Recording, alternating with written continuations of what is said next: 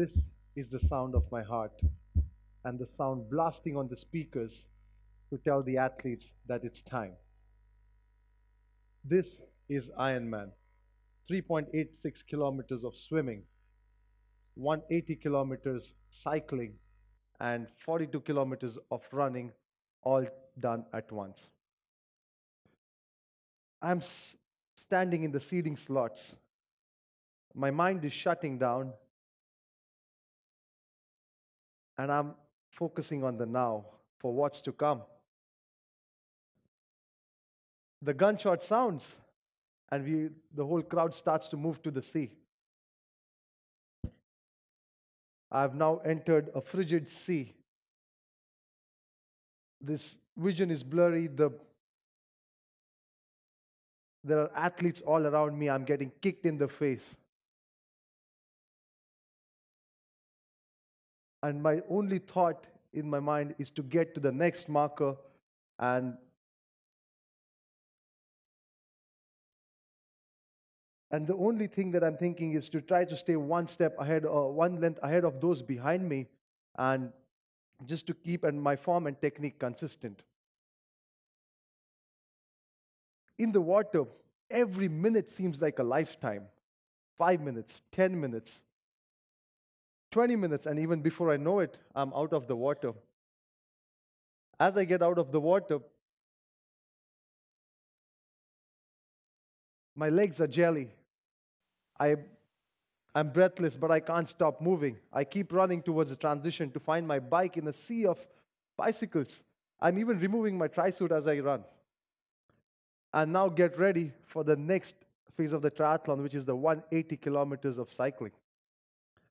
This is a technical leg where as soon as I get onto the bike, I have to start gauging the wind, the terrain, the road, the temperature, all of that, while never even leaving my bike. I'm even consuming and having my nutrition while never even leaving the bike at all. And even if it comes to it, even peeing. Yes, even peeing on the bike, because every second counts. This part of the triathlon takes about 5 hours to finish. And then I get ready for the 42-kilometer marathon after doing 4 kilometers of swimming and 180 kilometers of cycling. As I start the run, my legs are in agony. I'm running in the peak afternoon heat. They are cramping hard, but the only thought in my mind is to keep running. I'm doing this on sheer willpower and mindless muscle memory. It's barely technical at this point.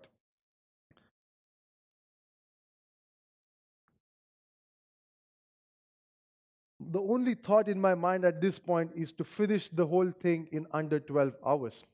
As I run and the finish comes near, I can hear the cheers from the crowd getting louder.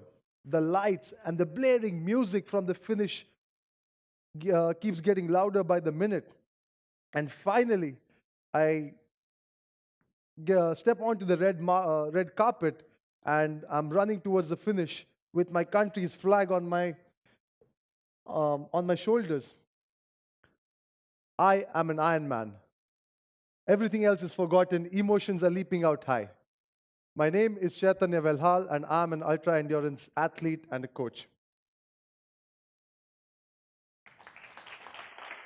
Thank you.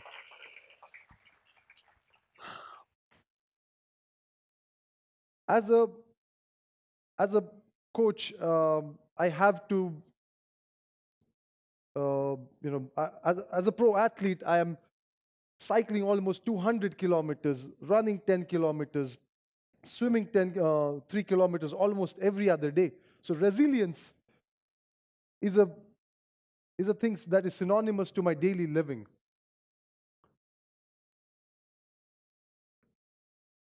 So when it comes to training my students as a coach, resilience plays a big part.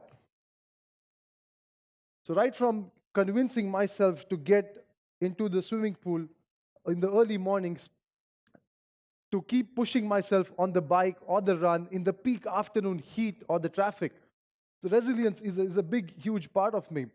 There are countless challenges and excuses that keep coming up, and I have to keep finding my different ways to keep doing these things no matter what. So having done races like the Desert 500, where I had to cycle 700 kilometers in the peak desert heat, or the races like the Deccan Cliffhanger, which is a 650-kilometer cycle race from Pune to Goa, and not to mention the several Ironman triathlons that I have done in the past. It is safe to say that resilience, um, as well as mental and the physical conditioning and stamina that is required to achieve such ambitious goals, needs to be conditioned and honed in the right way. From my experience, I've learned that resilience is not a circumstantial trait, but it is a value that can be adopted and honed in the and sharpened with the right technique and discipline.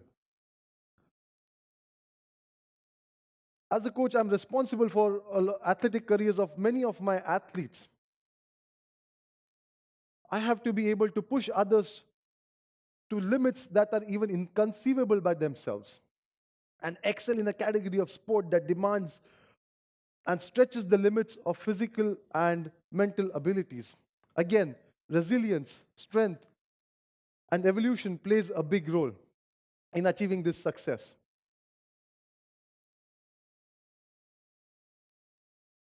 Building resilience in athletes takes a lot of time and patience. And it starts out by facing fears and embracing your challenges head on. Be it the fear of swimming. A lot of my novice athletes are actually fearful of the open water. So I accompany them on a boat every weekend and make them face that fear every single week in training. It could also be getting an elite athlete out of a debilitating injury. One of my elite athletes, 4 years back, during training, broke his femur cleanly into two. The healing of the mind took longer than the bone itself. The fear of crashing again took more courage. And today, the same athlete is one of the top triathletes of India. Then there are some athletes who are battling age and the sheer fatigue that it brings. A 50-year-old athlete struggling with obesity starts a structured training program and not even finishes the Ironman in the required time, but also qualifies for an ultra endurance race by finishing a 650 kilometers of cycling in under 30 hours. To do all this, it's vital to teach athletes to not give in to smaller excuses and to take it one step at a time. This is done day in and day out during training. The students are taught to challenge themselves on a daily basis to face discomfort and to deny the body a chance to quit mid-session. To be able to keep getting up after repeated failures, to keep going when the going gets tough. And at the end, when these athletes are at the start line of the biggest race of the season, they pull through, they hold their own, and emerge victorious. Guys, this is where I come to the science of resilience. Science, as we know, is now blurring the lines of conventional sports training. Athletes nowadays are getting stronger and faster. This science is not just about training the mind, training the body, but it's also about helping athletes create a strong mental backing to achieve previously unscaled performances, especially in the Indian context, where social stigma, family pressures, lack of infrastructure are all a very real thing for a lot of aspiring athletes. I would like to talk about how I use this science to break down the complexities of endurance coaching for my student athletes through different formulas and methodologies to develop the mind and the body. For me, half of the battle is won in the mind. There are certain mantras and formulas. So there are certain mantras and formulas that help me condition myself and my athletes. For example, mind over mind is something that we have developed. It's a place where my mind gets out of my body when I'm going through extreme physical pain and fatigue. It becomes like it's an outside observer. So when I'm out there for 24 hours, 30 hours, 50 hours, cycling or running, I keep my form flawless, even at the extreme limits of my physical capacities. So apart from this mental conditioning, we use a lot of scientific techniques and technologies to develop the body. We use the basics of physics, like fulcrum and lever, to find the best possible angles on the bike for an athlete to get the best power output, or even the best positioning to reduce aerodynamic drag. We do movement assessment for runners to increase their running economy by reducing unnecessary movement. We even use complex techniques like the rapid eye movement cycles of sleep. These are basically done for athletes doing multi-day stage races, which are more than 10 days, 15 days, cycling non-stop, running non-stop. During this time, it's very essential for these athletes to know what their optimum sleep time is. And that is what REM does. To perform at their max with minimal rest. We also use really cutting-edge technologies like power meters, altitude masks, slow motion cameras, HR belts, GPS-enabled watches. All of these metrics are now available to me as a coach right at my fingertips. And these are basically used by athletes, by my student athletes who span over different countries and even cities. One of my best athletes are actually coached remotely around the world. So using these scientific tools have not only helped me push my own boundaries, but also my athletes to get the best out of them. We have been able to bring these technologies that have been being used by the elite athletes of the world, and to provide them to these Indian athletes, to the Indian athletic platform, and give them the tools to train like a pro. Because this is my vision, to see the Indian athletic platform flourish in the international circuit through scientific and precision training. As an example, I would like to talk about the most recent coaching experience of mine, about a student who is very, very remarkable and against all odds finished an international Ironman. This is Chaitanya Velhal, a 39-year-old student of mine, the guy in the blue jersey. So the most remarkable thing about him is that he's medically termed blind, completely visually impaired. He cannot see. And in spite of this debilitating disability, he has just finished last month the Ironman that I just talked about, and thus becoming the first visually impaired Indian to do the Ironman that I just described. I had to do a lot of thorough Thank you. I had to do a lot of thorough analysis to find his capacities and his limitations, his strengths and his weaknesses. Me and my team had to sensitize ourselves to his needs, to enhance our communication skills to work with Niket.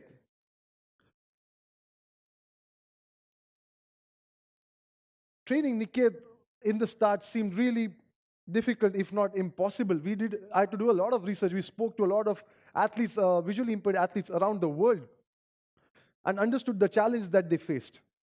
When I started training Niket, the first session itself, started on the wrong foot. Niket had a small crash due to our own miscommunication.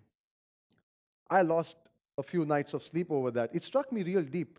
I mean, Niket was real sporty about it. He even laughed and said, it happens all the time. But I mean, me and my assistant tried training with a blindfold, didn't even last 5 minutes. So getting into I had to customize a thorough scientific training plan to weed out all the mistakes. And with every passing day, both of them, Aram and Niket, who was the sighted ally, became faster. And eventually, they did not only finished the Ironman in the required cutoff, but he actually finished second in his category of physically disabled athletes.